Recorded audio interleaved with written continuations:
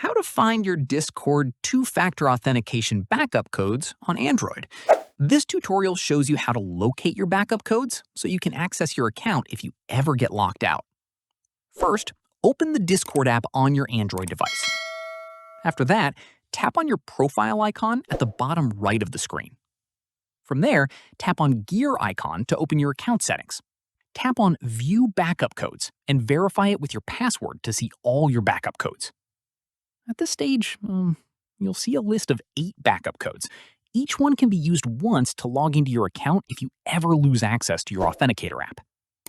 Following this, tap on Download to save the backup codes as a file on your device, or tap on Copy to copy them to your clipboard.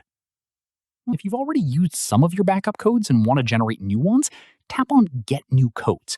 Keep in mind that this will invalidate all your previous backup codes immediately. And that's it.